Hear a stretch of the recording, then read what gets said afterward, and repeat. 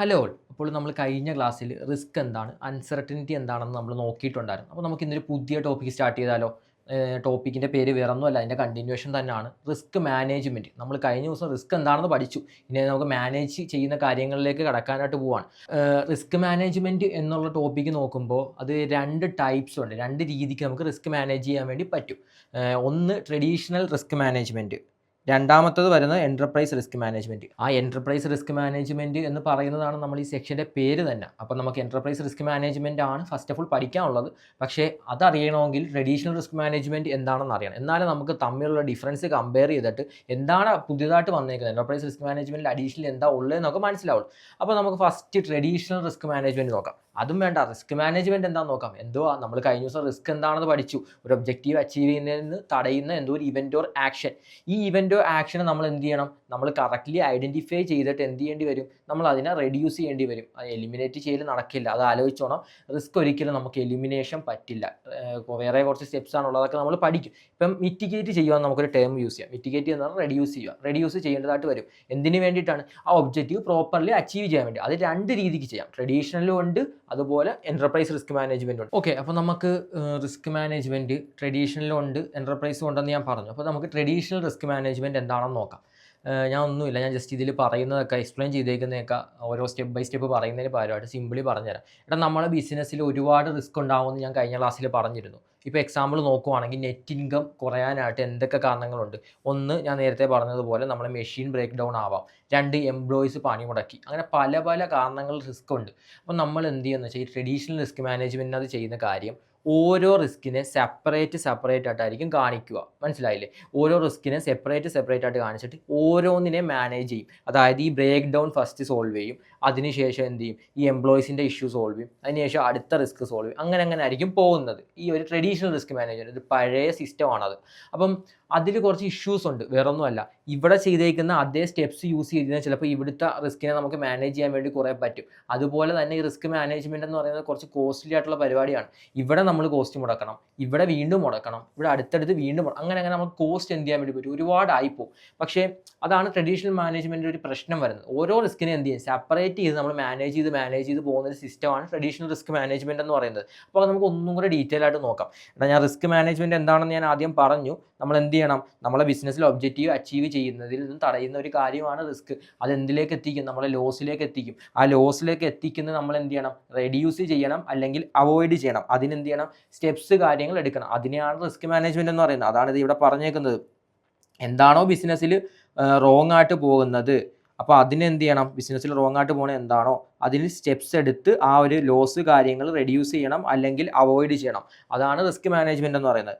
അതിൻ്റെ സ്റ്റെപ്സ് കാര്യങ്ങളൊക്കെ നമുക്ക് കുറച്ച് ഡീറ്റെയിൽ ആയിട്ട് പഠിക്കാനുണ്ട്. ഫസ്റ്റ് നമുക്ക് ചെറുതായിട്ടൊന്ന് എന്താണുള്ളത് നമുക്ക് ജസ്റ്റ് ഇവിടെ ഒന്ന് പറയാം. ഒന്നുമില്ല, ഫസ്റ്റ് എന്ത് റിസ്ക് ആണ് അവിടെ ഉള്ളതെന്ന് ഐഡൻറ്റിഫൈ ചെയ്യണം. ഞാൻ പറഞ്ഞു, ഇപ്പോൾ പല ടൈപ്സ് റിസ്ക് ഉണ്ടായിരിക്കും. അപ്പോൾ ഓരോ റിസ്കിനെ ഐഡൻറ്റിഫൈ ചെയ്യുക എന്നുള്ളതാണ് ഫസ്റ്റ് സ്റ്റെപ്പ്. ഇപ്പം ഒരു റിസ്ക് മാത്രം നിങ്ങളിവിടെ ആലോചിച്ചാൽ മതി. ഇപ്പോൾ ഇവിടെ ബ്രേക്ക് ഡൗൺ ആവുന്നു, അപ്പോൾ അവിടുത്തെ റിസ്ക് ബ്രേക്ക് ഡൗൺ ആണ് എന്നുള്ളത് നമ്മൾ എന്ത് ചെയ്യണം, ഐഡൻറ്റിഫൈ ചെയ്യണം. അതാണ് ഫസ്റ്റ് വരുന്നത് റിസ്ക് മാനേജ്മെൻറ്റിനകത്ത് വരുന്നത്. പിന്നെ എന്ത് ചെയ്യണം, അനലൈസ് ചെയ്യണം. ഈ ബ്രേക്ക് ഡൗൺ സംഭവിച്ചു കഴിഞ്ഞാൽ നമുക്ക് എത്ര ലോസ് സംഭവിക്കും, അതിനെ എങ്ങനെ നമുക്ക് മാറ്റാം, അങ്ങനെ കുറേ സ്റ്റഡീസ് കാര്യങ്ങളൊക്കെ നടത്തിയിട്ട് എന്ത് ചെയ്യും, അതിനെ നമ്മൾ അനലൈസ് ചെയ്യും. അതിനെയാണ് സെക്കൻഡ് സ്റ്റെപ്പായിട്ട് പറയുന്നത്. പിന്നെ എന്ത് ചെയ്യണം, ഇത് അനലൈസ് ചെയ്ത് വെച്ചത് കൊണ്ട് മാത്രം കാര്യമുണ്ടോ?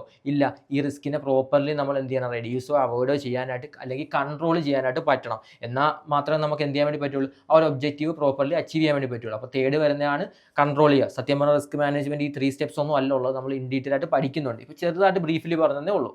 ഓക്കെ, അപ്പം നമ്മൾ ട്രഡീഷണൽ കാര്യം ഓൾറെഡി ഞാൻ പറഞ്ഞിട്ടുണ്ടായിരുന്നു. ഓരോന്നിനെയും ഓരോ റിസ്ക് എടുത്തെടുത്തായിരിക്കും നമ്മൾ മാനേജ് ചെയ്യുന്നതെന്ന് പറഞ്ഞു.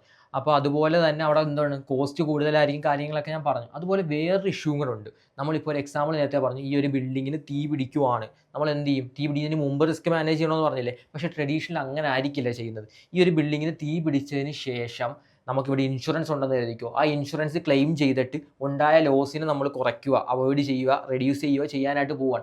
അങ്ങനെയായിരിക്കും ട്രഡീഷണലി ചെയ്യുന്നത്. അതിന് നമുക്ക് വേറൊരു രീതിക്ക് വേണ്ടി പറയാൻ വേണ്ടി പറ്റും. അതാണ് റിയാക്റ്റീവ് എന്ന് പറയും. അതായത് ഒരു കാര്യം സംഭവിച്ചതിന് ശേഷം നമുക്ക് അതിനെതിരെ റിയാക്ട് ചെയ്യുവാണ്. അതായിരിക്കും നമുക്കിവിടെ ഉണ്ടാവുന്നത്, ഈ ഒരു കേസിൽ ഉണ്ടാവുന്നത് ട്രഡീഷണൽ റിസ്ക് മാനേജ്മെൻറ്റ്. സംഭവിച്ചതിന് ശേഷം ഇൻഷുറൻസ് എടുക്കുക, അങ്ങനത്തെ കാര്യങ്ങളൊക്കെ ആയിരിക്കും ട്രഡീഷണൽ റിസ്ക് മാനേജ്മെൻറ്റ് വരിക. ഈ ഒരു എക്സാമ്പിൾ നോക്കിയാൽ company buys and insurance to protect against the fire or theft. എടാ ഇവിടെ ഒരു മോഷണം നടക്കാനോ അല്ലെങ്കിൽ ഒരു ഫയർ മീൻസ് തീപിടുത്തം നടക്കാനോ സാധ്യത ഉണ്ടെന്ന് നിനക്ക് മനസ്സിലായി. നീ അപ്പോൾ എന്ത് ചെയ്യണം? മോഷണം നടക്കാതിരിക്കാൻ ശ്രമിക്കണം, അല്ലെങ്കിൽ ആ തീപിടുത്തം ഉണ്ടാവാതിരിക്കാൻ ശ്രമിക്കണം. അതല്ലേ ഏറ്റവും നല്ലത്. അല്ലാതെ തീപിടുത്തം ഉണ്ടായതിനു ശേഷം ഇൻഷുറൻസ് ക്ലെയിം ചെയ്തിട്ട് ആ ലോസ് ഇതാക്കുക എന്ന് പറയുന്നത് ഒരു ബെറ്റർ ഐഡിയ ആണോ? അല്ല. അപ്പോൾ ട്രഡീഷണൽ റിസ്ക് മാനേജ്മെൻറ്റ് ഒരു പഴയ പ്ലാനാണ്. എന്തെങ്കിലും സംഭവിച്ചതിന് ശേഷമായിരിക്കും അതിനെതിരെ നമ്മൾ റിയാക്ട് ചെയ്തിട്ട് അതിനൊരു അപ്രോച്ച് ഉണ്ടാവുക. മനസ്സിലായില്ലേ? അതിന് വേറൊരു പേരും പറയും, സിലോ അപ്രോച്ച് എന്നും പറയും. സിലോ അപ്രോച്ച്, അതായത് അത് സംഭവിച്ചതിന് ശേഷമായിരിക്കും നമ്മൾ എന്ത് ചെയ്യുക? അപ്രോച്ച് ചെയ്യുന്നത്. മനസ്സിലായില്ലേ? ഓക്കെ. അപ്പം ഇതാണ് ട്രഡീഷണൽ റിസ്ക് മാനേജ്മെൻറ്റിനെ കുറിച്ചൊരു ഐഡിയ. നമ്മൾ രണ്ടിനെ ഡീറ്റെയിൽ ആയിട്ട് ഡിഫറൻസ് നോക്കുന്നുണ്ട്. അപ്പോൾ മനസ്സിലാവും ഇവിടെ എന്താണ് വരുന്നത്, എൻ്റർപ്രൈസിൽ എന്താണ് വരുന്നത്. ഇനി നമുക്ക് എൻ്റർപ്രൈസ് റിസ്ക് മാനേജ്മെൻറ്റിലോട്ട് പോയി നോക്കിയാലോ. എൻ്റർപ്രൈസ് റിസ്ക് മാനേജ്മെൻറ്റ് സിമ്പിളാണ്. ട്രഡീഷണൽ മനസ്സിലായ സിമ്പിളി നമുക്ക് എൻ്റർപ്രൈസ് റിസ്ക് മാനേജ്മെൻറ്റ് എന്താണെന്ന് പറയാൻ വേണ്ടി പറ്റും. എൻ്റർപ്രൈസ് റിസ്ക് മാനേജ്മെൻറ്റിൽ ഓരോ റിസ്കിനെ സെപ്പറേറ്റ് ചെയ്തിട്ടായിരിക്കില്ല നോക്കുന്നത്. ഒരു എൻ്റർപ്രൈസിലുള്ള അല്ലെങ്കിൽ ഒരു ബിസിനസ്സിലുള്ള എല്ലാ റിസ്കിനെയും ഒന്നിച്ച് കൊണ്ടുവന്നിട്ട് ഒന്നിച്ച് മാനേജ് ചെയ്യും. എന്തിനു വേണ്ടിയിട്ട്? ആ ഒരു എൻ്റർപ്രൈസിൻ്റെ അല്ലെങ്കിൽ ഒരു ബിസിനസ്സിൻ്റെ ഗോൾ എന്താണോ അത് അച്ചീവ് ചെയ്യാൻ വേണ്ടിയിട്ട്. അല്ലാതെ ഓരോരുത്തരുടെയും ഗോൾ നോക്കിയിട്ട് അതിനെ മാനേജ് ചെയ്യുകയല്ല. അപ്പോൾ നമുക്കിവിടെ കുറേ അഡ്വാൻറ്റേജസ് കിട്ടും. കാരണം ടൈം സേവ് ചെയ്യാം. ഓരോ റിസ്ക് മാനേജ് ചെയ്യുന്നതിനെക്കാട്ടിലും കൂടുതൽ ടൈം നമുക്ക് സേവ് ചെയ്യാൻ വേണ്ടി പറ്റും. അതുപോലെ എന്ത് ചെയ്യാൻ വേണ്ടി പറ്റും? കോസ്റ്റിനെ നമുക്ക് കുറയ്ക്കാൻ വേണ്ടി പറ്റും. ഓരോ റിസ്കിലും ചെയ്യുമ്പോൾ അഡീഷണൽ കോസ്റ്റുകൾ വരും. ഒന്നിച്ച് ചെയ്യുമ്പോൾ കോസ്റ്റ് കുറയ്ക്കാൻ വേണ്ടി പറ്റും. അങ്ങനെ പല കാര്യങ്ങൾ എൻ്റർപ്രൈസ് റിസ്ക് മാനേജ്മെൻറ്റിലുണ്ട്. നമുക്ക് എന്തൊക്കെയാണ് വരുന്നത് നോക്കാം. Enterprise risk management is A complete and organised system. എന്താണ്? ഒരു കംപ്ലീറ്റ് ആൻഡ് ഓർഗനൈസ് ചെയ്തിട്ടുള്ള സിസ്റ്റം. അതായത് ഞാൻ പറഞ്ഞില്ലേ, എല്ലാം കൂടെ ഒന്നിച്ചായിരിക്കും ഇവിടെ മാനേജ് ചെയ്യുക. സെപ്പറേറ്റ് ആയിട്ട് ചെയ്യേണ്ട ആവശ്യമൊന്നുമില്ല. അത് ഭയങ്കര ടൈം കൺസ്യൂമിങ്ങും കോസ്റ്റ് ഉണ്ടാകുന്ന കാര്യമൊക്കെയാണ്. അതൊന്നും നമുക്കിവിടെ വേണ്ട. Okay. It takes all types of risk across the entire organisation. ആ ഒരു ഓർഗനൈസേഷനിലുള്ള ഫുൾ റിസ്കിനെ എന്ത് ചെയ്യും? ഒന്നിച്ചാക്കും. All type of risk into across the entire organisation ഒന്നിച്ചാക്കിയിട്ട് എന്ത് ചെയ്യും? അല്ലാതെ ഓരോ ഡിപ്പാർട്ട്മെൻറ്റ് വൈസായിട്ടായിരിക്കില്ല ഉണ്ടാവുക. ഡിപ്പാർട്ട്മെൻറ്റ് വൈസ് അല്ല, എൻ്റയർ ഓർഗനൈസേഷൻ്റെ ഫുൾ റിസ്കിനെ ആയിരിക്കും ഇവിടെ മാനേജ് ചെയ്യുന്നത്. മനസ്സിലായില്ലേ? ERM is about managing every risk in the company together. എല്ലാ റിസ്കിനെയും കമ്പനിയിലുള്ള എല്ലാ റിസ്കിനെയും ഒന്നിച്ച് കൊണ്ടുവന്നിട്ടായിരിക്കും ഇവർ റിസ്ക് മാനേജ് ചെയ്യുന്നത്. In A planned way so that company can reach it's goal safely. ഈ ഒരു പ്ലാൻ ഉള്ളതുകൊണ്ട് എന്ത് ചെയ്യാൻ വേണ്ടി പറ്റും? അവിടെ കമ്പനിയുടെ ഗോൾ എന്താണോ അത് സേഫായിട്ട് ഈസിലി റീച്ച് ചെയ്യാൻ വേണ്ടിയിട്ട് പറ്റും. അത് സിമ്പിൾ ഇംഗ്ലീഷിലാണ് ആ ഒരു സെൻറ്റൻസ് പറഞ്ഞേക്കുന്ന. എൻ്റർപ്രൈസ് റിസ്ക് മാനേജ്മെൻറ്റ് എന്ന് പറഞ്ഞാൽ ഇത്രയേ ഉള്ളൂ. എല്ലാ റിസ്കിനെയും ഒന്നിച്ച് കൊണ്ടുവന്ന് പ്രോപ്പർലി മാനേജ് ചെയ്ത് ഒബ്ജക്റ്റീവ് അല്ലെങ്കിൽ ഗോൾ കറക്റ്റ്ലി അച്ചീവ് ചെയ്യുക. അതാണ് എൻ്റർപ്രൈസ് റിസ്ക് മാനേജ്മെൻറ്റ് എന്ന് പറയുന്നത്. ഒരു എക്സാമ്പിൾ നോക്കാം. ഇപ്പം ഞാൻ നേരത്തെ പറഞ്ഞൊരു കമ്പനി, ഇപ്പോൾ ABC കമ്പനി എന്ന് തന്നെ കരുതിക്കോ. അപ്പോൾ അവിടെ എന്തൊക്കെ റിസ്കുകളുണ്ട്? മെഷീൻ ബ്രേക്ക് ഡൗൺ, നേരത്തെ പറഞ്ഞൊരു സംഭവമാണ്. ഡേറ്റ ലോസ് ഉണ്ട്, കറൻസി ചേഞ്ചസ് ഉണ്ട്. ഇങ്ങനെ പല പല കാര്യങ്ങളുണ്ട്. നമ്മൾ ട്രഡീഷണൽ ആണെങ്കിൽ എന്ത് ചെയ്യും? ഈ ഒരു ബ്രേക്ക് ഡൗൺ ഫസ്റ്റ് എടുത്ത് സോൾവ് ചെയ്യും. ഡേറ്റ ലോസ് അടുത്ത റിസ്ക് ആയിട്ട് എടുത്ത് സോൾവ് ചെയ്യും.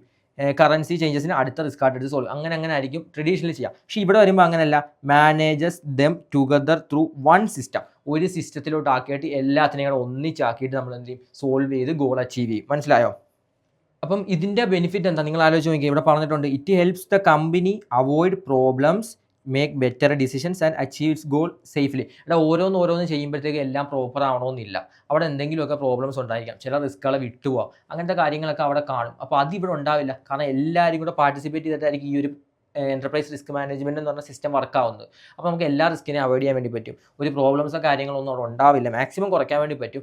ഡിസിഷൻസ് എല്ലാവരും കൂടെ ചേർന്നെടുക്കുന്നതുകൊണ്ട് നല്ല ഡിസിഷൻ എടുക്കാൻ വേണ്ടി പറ്റും. കമ്പനിയുടെ ഗോൾ ഈസിലി അച്ചീവ് ചെയ്യാൻ വേണ്ടി പറ്റും. ഇതാണ് എൻ്റർപ്രൈസ് റിസ്ക് മാനേജ്മെൻറ്റ്. ഓക്കെ. അപ്പോൾ നമുക്ക് ഇനിയിപ്പോൾ ഇത് തമ്മിലുള്ള ഡിഫറൻസ് ഒന്ന് നമുക്ക് കമ്പയർ ചെയ്ത് പോയാലോ. Difference between traditional risk management and ERM. First, individual റിസ്കിനെ ആയിരിക്കും നമ്മൾ ട്രഡീഷണൽ റിസ്ക് മാനേജ്മെൻറ്റ് നോക്കുക. ഇത്ര നേരം പറഞ്ഞ മെയിൻ ഡിഫറൻസ് അത് തന്നെയാണ്. ഇവിടെ എന്തായിരിക്കും? ഓൾ റിസ്കിനെ നമ്മൾ എന്ത് ചെയ്യും? എൻ്റയർ ഓർഗനൈസേഷൻ നമ്മൾ ഒന്നിച്ച് കൊണ്ടുവന്നിട്ടായിരിക്കും ചെയ്യുന്നത്. ഫസ്റ്റ് സ്റ്റെപ്പ് അതാണ്. ഫസ്റ്റ് ഡിഫറൻസ് അതാണ്. ഇനി അപ്രോച്ച്, ഞാൻ നേരത്തെ പറഞ്ഞു, ട്രഡീഷണൽ എന്തായിരിക്കും? റിയാക്റ്റീവ് ആയിരിക്കും. തീ പിടിച്ചതിന് ശേഷം ഇൻഷുറൻസ് ക്ലെയിം ചെയ്ത് ലോസസ് കുറയ്ക്കാനായിരിക്കും ശ്രമിക്കുക. പക്ഷേ നമ്മൾ ഇവിടെ എന്തായിരിക്കും? പ്രോ ആക്റ്റീവ് ആയിരിക്കും. അതായത് റിസ്ക് സംഭവിക്കുന്നതിന് മുമ്പ് ഐഡൻറ്റിഫൈ ചെയ്ത് അത് റെഡ്യൂസ് ചെയ്യാൻ വേണ്ടി ശ്രമിക്കും. ഒന്നുമില്ല, തീ പിടിക്കുന്നതിന് മുമ്പ് തീ പിടിക്കാതിരിക്കാനുള്ള കാരണങ്ങളൊക്കെ നമ്മൾ സെറ്റ് ചെയ്ത് ആ തീപിടുത്തത്തിന് നമുക്ക് മാക്സിമം റെഡ്യൂസ് ചെയ്യാനായിട്ട് ശ്രമിക്കും. അതാണ് നമ്മൾ എന്തിനകത്ത് ചെയ്യുക? ERM ചെയ്യുക. ട്രഡീഷണലി തീ പിടിച്ചതിന് ശേഷമായിരിക്കും ഉണ്ടാവുക. അപ്പോൾ അവിടെ വേറൊരു പേരുണ്ടെന്ന് ഞാൻ പറഞ്ഞിരുന്നു, സിലോ അപ്രോച്ച് എന്നും പറയും. ഇവിടെ എന്താണ്? ടോപ്പ് ഡൗൺ അപ്രോച്ചാണ്. അതെന്താണെന്ന് വെച്ചാൽ ടോപ്പ് ലെവൽ മാനേജ്മെൻറ്റ്സ് ഒക്കെ ഇൻക്ലൂഡ് ചെയ്തിട്ടായിരിക്കും ഈ ഒരു ERM വർക്ക് ചെയ്യുക. ഒരാൾ വേണ്ടേ പ്രോപ്പർലി മാനേജ് ചെയ്യാനായിട്ട്? അല്ലാതെ എല്ലാത്തിനെയും ഒന്നിച്ചാക്കിയിട്ട് ചെയ്യാൻ ആളില്ല എങ്കിൽ എല്ലാം അലമ്പായി പോയില്ലേ? അപ്പോൾ അതുകൊണ്ടൊരു മാനേജർ ഉണ്ടായിരിക്കും അവിടെ. ഓക്കെ. ഇനി റെസ്പോൺസിബിലിറ്റി. ഈ ഓരോ റിസ്കിനെ ആയിരിക്കും നമ്മൾ ട്രഡീഷണലി ചെയ്യാൻ അപ്പോൾ റെസ്പോൺസിബിൾ ആരാ? ഓരോ ഇൻഡിവിജ്വൽ ഡിപ്പാർട്ട്മെൻറ്റിലുള്ള റിസ്കിനെ ഹാൻഡിൽ ചെയ്യുന്ന ആരാണോ അപ്പോൾ ആ ഒരു ഇൻഡിവിജ്വൽ ഡിപ്പാർട്ട്മെൻ്റ് ആയിരിക്കും ആ ഒരു റിസ്കിൻ്റെ കാര്യത്തിൽ റെസ്പോൺസിബിൾ. അപ്പോൾ പലരായിരിക്കും പല റിസ്കിലും റെസ്പോൺസിബിൾ ആയിട്ടുണ്ടാവുക. ഇവിടെ അങ്ങനെയല്ല, ഞാൻ നേരത്തെ പറഞ്ഞു ഓൾറെഡി, ടോപ്പ് മാനേജ്മെൻ്റ് ആയിരിക്കും റെസ്പോൺസിബിൾ. എല്ലാം കൂടെ ഒന്നിച്ച് കൊണ്ടുവന്നിട്ടായിരിക്കും നമ്മൾ റിസ്കിനെ മാനേജ് ചെയ്യുന്നത്. മനസ്സിലായോ? അതുപോലെ തന്നെ ഗോള്, ഓർഗനൈസേഷൻ എന്ത് ചെയ്യണം? ലോസിൽ നിന്നും പ്രൊട്ടക്റ്റ് ചെയ്യണം എന്നുള്ളതാണ് ഇവിടുത്തെ ഗോൾ. ഓരോ റിസ്കിനെയും കണ്ടുപിടിച്ച് ഓർഗനൈസേഷൻ ലോസിൽ നിന്ന് പ്രൊട്ടക്ട് ചെയ്യണം. പക്ഷേ അതിന് മണ്ടത്തരമല്ലേ, കൂടുതൽ കോസ്റ്റുകൾ സേവായി ഓർഗനൈസേഷൻ ലോസിലേക്ക് പോകത്തേ ഉള്ളൂ. അവിടെ അങ്ങനെ ഒരു പ്രശ്നം അവിടെ ഉണ്ട്. മനസ്സിലായില്ലേ? അപ്പം അതുപോലെ നമുക്കിനി ERMൻ്റെ ഗോൾ എന്താണെന്ന് നോക്കാം. ERMൻ്റെ ഗോൾ റിസ്കിനെ ബാലൻസ് ചെയ്യണം, അതോടൊപ്പം ഓപ്പർച്യൂണിറ്റീനെ കണ്ടുപിടിക്കണം. എടാ നമ്മൾ റിസ്കിനെ ഐഡൻറ്റിഫൈ ചെയ്ത് അനലൈസ് ചെയ്തപ്പോഴത്തേക്കും മനസ്സിലായി ഇവിടെ ഇങ്ങനൊരു സാധ്യതയും കൂടെ ഉണ്ട്. ഈ ഒരു സംഭവം സോൾവ് ചെയ്താൽ നമ്മൾ 100,000 റീച്ച് ചെയ്യേണ്ട നെറ്റ് ഇൻകത്തിന് നമുക്ക് ചിലപ്പോൾ 110ലേക്ക് എത്തിക്കാൻ ഒരു ഓപ്പർച്യൂണിറ്റിയുടെ കാണുന്നുണ്ട്. അതും കൂടെ നമുക്ക് എന്ത് ചെയ്യാൻ വേണ്ടി പറ്റും? കമ്പനി ആ വോൾ നോക്കുമ്പോഴത്തേക്ക് നമുക്ക് ഒരു ഓപ്പർച്യൂണിറ്റി കിട്ടത്തില്ലേ? അങ്ങനത്തെ ഓപ്പർച്യൂണിറ്റീസ് ഉണ്ടെങ്കിൽ അത് പ്രോപ്പർലി ഐഡൻറ്റിഫൈ ചെയ്യാൻ എവിടെ പറ്റും? ERM പറ്റും. പക്ഷേ അത് ഇതിൽ പറ്റുമോ? ഇല്ല. ഓരോരുത്തരുടെയും റിസ്കിനെ നമ്മൾ നോക്കി പോകണം. അപ്പോൾ നമുക്ക് കമ്പനി ആസ് എ വോൾ എന്തെങ്കിലും ഓപ്പർച്യൂണിറ്റി ഉണ്ടോ ഇല്ലെന്ന് മനസ്സിലാക്കാൻ വേണ്ടി പറ്റില്ല. അതെന്തിൻ്റെ ഒരു അഡ്വാൻറ്റേജ് ആയിട്ട് വേണമെങ്കിൽ പറയാം, എൻ്റർപ്രൈസ് റിസ്ക് മാനേജ്മെൻറ്റിൻ്റെ. അതേപോലെ എന്താണ് ഇവിടെ നമ്മൾ റിസ്ക് അവോയ്ഡൻസ്, നമ്മൾ റിസ്കിനെ നമ്മൾ സത്യം പറഞ്ഞാൽ അവോയ്ഡ് ചെയ്ത് വിടുവല്ലേ, സംഭവിച്ചോട്ടെ, അതിനുശേഷം റിയാക്ട് ചെയ്യുക. പക്ഷേ ഇവിടെ വരുമ്പോൾ എന്താണ്, നമ്മൾ റിസ്കിനെ ഓപ്പർച്യൂണിറ്റിനെ ഫോക്കസ് ചെയ്യുന്നുണ്ട്, റിസ്കിനെ നമ്മൾ എന്ത് ചെയ്യും? മിറ്റിഗേറ്റ് ചെയ്യുന്നുണ്ട്. ഓപ്പർച്യൂണിറ്റീസ് വരുവാണെങ്കിൽ നമ്മൾ അത് കറക്റ്റ്ലി അതിന് റെസ്പോണ്ട് ചെയ്യുന്നുണ്ടായിരിക്കും. മനസ്സിലായില്ലേ? അപ്പോൾ ഇതാണ് ഇത് തമ്മിലുള്ള മെയിൻ ഡിഫറൻസ്. ഇതിൽ നിന്ന് തന്നെ മനസ്സിലാവും ട്രഡീഷണൽ റിസ്ക് മാനേജ്മെൻറ്റ് എന്താണ്, ERM എന്താണെന്നുള്ളത്. മനസ്സിലായില്ലേ? അപ്പം നമുക്കിനി അടുത്ത ടോപ്പിക്കിലേക്ക് പോകാം. ജസ്റ്റ് ഒരു ചെറിയ ടോപ്പിക്കുകളുണ്ട്.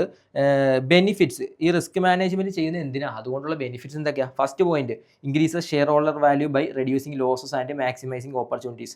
എടാ നമ്മൾ റിസ്കിനെ പ്രോപ്പർലി മാനേജ് ചെയ്യുമ്പോൾ നമുക്കുണ്ടാകുന്ന ലോസസിനെ കുറയ്ക്കാൻ വേണ്ടി പറ്റുമെന്ന് ഞാൻ പറഞ്ഞു. അതുപോലെ പുതിയ ഓപ്പർച്യൂണിറ്റീസിനെ കണ്ടുപിടിക്കാൻ വേണ്ടി പറ്റും. അപ്പം നമ്മളെ പ്രോഫിറ്റ് എന്താവും? നല്ല രീതിയിൽ കൂടും. പ്രോഫിറ്റ് കൂടി ആർക്കാ ഗുണം? ഷെയർ ഹോൾഡേഴ്സിനല്ലേ ഗുണം. അവരുടെ വാല്യൂ എന്താവും? കൂടും. അതാണ് ഫസ്റ്റ് പോയിന്റിൽ പറഞ്ഞേക്കുന്നത്. ഇനി സെക്കൻഡ് പറഞ്ഞേക്കുന്നത് fewer disruption and unexpected surprises.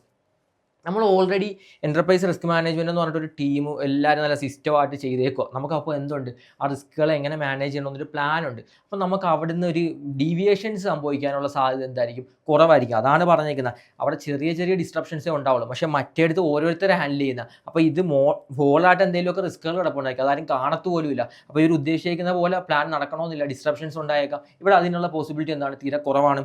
അതുപോലെ resource use and cost control നമുക്ക് ഇമ്പ്രൂവ് ചെയ്യാൻ വേണ്ടി പറ്റും. ഞാൻ പറഞ്ഞില്ലേ, നമ്മൾ ട്രഡീഷണൽ നോക്കുമ്പോൾ ഓരോന്നിനും വീണ്ടും കോസ്റ്റ് മുടക്കണം. പക്ഷേ നമ്മൾ എൻ്റർപ്രൈസിലേക്ക് വരുമ്പോൾ എന്താ, കോസ്റ്റുകൾ നമുക്ക് ഒന്നിച്ച് ചെയ്യുന്നതുകൊണ്ട് സേവ് ചെയ്യാൻ വേണ്ടി പറ്റും. അതുപോലെ റിസോഴ്സസ് ഒക്കെ യൂസ് ചെയ്തിട്ടായിരിക്കും ഈ റിസ്കിനെ നമ്മൾ മാനേജ് ചെയ്യുന്നത്. ഒന്നിച്ച് ചെയ്യുമ്പോൾ അത്രയും റിസോഴ്സ് നമുക്ക് സേവ് ചെയ്യാൻ വേണ്ടി പറ്റും. മനസ്സിലായില്ലേ? അതാണ് ആ ഒരു തേർഡ് പോയിന്റ് പറഞ്ഞത്. ഇനി ഞാൻ ഇവിടുത്തെ ഒരു എംപ്ലോയി ആണ്, എൻ്റെ കമ്പനിയിൽ എംപ്ലോയിയാണ്. ഞാൻ ഇപ്പോൾ ട്രഡീഷണൽ റിസ്ക് മാനേജ്മെൻറ്റിലാണ് വർക്ക് ചെയ്യുന്ന ഒരു കമ്പനി, എൻ്റെ കമ്പനി. അപ്പോൾ അങ്ങനെ ആകുമ്പോൾ അവിടുത്തെ എംപ്ലോയിക്ക് ആലോചിക്കത്തില്ല ഇവരെന്തോ ഈ കാണിക്കുന്നത്, ഓരോ റിസ്കിനെ എടുത്ത് മാനേജ് ചെയ്യുന്നതിന് പകരം ERM യൂസ് ചെയ്തുകൂടെ. അപ്പോൾ ERM യൂസ് ചെയ്യുന്ന ഒരു കമ്പനിയിലെ എംപ്ലോയിക്ക് എന്തായിരിക്കും? കോൺഫിഡൻ്റ് ഉണ്ടായിരിക്കും. അവർ കാരണം അവിടെ ഒരു സിസ്റ്റം ഉണ്ട് പ്രോപ്പറായിട്ട്, അവരുടെ ടോപ്പ് മാനേജ്മെൻറ്റ് ലീഡ് ചെയ്യുന്നുണ്ട്. അപ്പോൾ അവർക്ക് എന്തായിരിക്കും, അവിടുത്തെ എംപ്ലോയീസിനാണെങ്കിലും അവിടുത്തെ സ്റ്റേക്ക് ഹോൾഡേഴ്സിനാണെങ്കിലും റെഗുലേറ്റേഴ്സിനാണെങ്കിലും ആർക്കാണെങ്കിലും എന്തുണ്ടാവും? കോൺഫിഡൻസ് ഉണ്ടായിരിക്കും. അവർക്ക് നല്ല ലോസസ് കുറയ്ക്കാൻ വേണ്ടി പറ്റുന്നു, നല്ല പ്രോഫിറ്റ് ഉണ്ടാക്കാൻ വേണ്ടി പറ്റുന്നു. അത് അവർക്കൊരു ബെനിഫിറ്റ് ആയിട്ട് ഒരു കോൺഫിഡൻസ് ക്രിയേറ്റ് ചെയ്യും. ഓക്കെ. അതുപോലെ ബെറ്റർ സ്ട്രാറ്റജിക് പ്ലാനിങ്. നമ്മൾ കഴിഞ്ഞ വർഷം പ്രോപ്പർലി നമുക്ക് റിസ്ക് മാനേജ് ചെയ്യാൻ വേണ്ടി പറ്റി. അത് യൂസ് ചെയ്തിട്ട് നമുക്ക് എന്ത് ചെയ്യാൻ വേണ്ടി പറ്റും? നമുക്ക് നല്ലൊരു ലോങ് ടൈം പ്ലാൻ പ്രിപ്പയർ ചെയ്ത് വെക്കാൻ വേണ്ടി പറ്റില്ലേ? ഇതേപോലെ മാനേജ് ചെയ്യാൻ ആ റിസ്കിനെയൊക്കെ നമുക്ക് പ്രോപ്പർലി മിറ്റിഗേറ്റ് ചെയ്യാമെന്ന്. അതാണ് ആ പോയിന്റിൽ പറഞ്ഞിരിക്കുന്നത്. പിന്നെ enable faster response to new opportunities. അതായത് നമുക്ക് റിസ്ക് മാനേജ് ചെയ്യാൻ വേണ്ടി പോയപ്പോൾ ഒരു ഓപ്പർച്യൂണിറ്റി കണ്ടു, നമുക്ക് എന്ത് ചെയ്യാൻ വേണ്ടി പറ്റും? ERM ആണെങ്കിൽ നമുക്ക് ഓപ്പർച്യൂണിറ്റി ഐഡൻറ്റിഫൈ ചെയ്ത് അതിനെ ഫാസ്റ്റ്ലി റെസ്പോണ്ട് ചെയ്ത് നമ്മുടെ ഒബ്ജക്റ്റീവ് സിംപ്ലി അച്ചീവ് ചെയ്യാൻ വേണ്ടി പറ്റും. ഇനി അതേപോലെ സ്ട്രോങ് കണ്ടിജൻസി പ്ലാൻ. അതായത് കണ്ടിജൻസി പ്ലാൻ എന്ന് പറഞ്ഞാൽ ഇപ്പോൾ എന്തെങ്കിലും ഒരു എമർജൻസി ഉണ്ടായ ഒരു ബാക്കപ്പ് പ്ലാൻ വേണം. നമ്മളെല്ലാവരും ചെയ്യേണ്ട ഒരു കാര്യമാണത്. എമർജൻസി ഉണ്ടായ ബാക്കപ്പ് പ്ലാൻ വേണം. അതിവിടെ ഉണ്ടായിരിക്കും ERMൽ. കാരണം നമ്മൾ എല്ലാം പ്ലാൻ ചെയ്തിട്ടായിരിക്കും പോവുക. അപ്പോൾ അവിടെ ഒരു കണ്ടിജൻസി പ്ലാൻ ഉണ്ട്. അപ്പോൾ നമ്മൾ ഫസ്റ്റ് പ്ലാൻ വർക്കായില്ലെങ്കിൽ എന്ത് ചെയ്യാൻ വേണ്ടി പറ്റും? നമുക്ക് ഈ കണ്ടിജൻസി പ്ലാൻ യൂസ് ചെയ്യാൻ വേണ്ടി പറ്റും. അപ്പോൾ ഇത്രയുമാണ് നമ്മളെ ബെനിഫിറ്റ്സ് ആയിട്ട് വരുന്ന റിസ്ക് മാനേജ്മെൻറ്റിൻ്റെ. ഇത്രയും ടോപ്പിക്സ് ആയിരിക്കും ഈ ഒരു ക്ലാസ്സിൽ ഉണ്ടായിരിക്കുക. അപ്പം നമുക്ക് അടുത്ത ക്ലാസ്സിൽ എന്തായാലും കാണാം. അപ്പോൾ ഓക്കെ, ബൈ.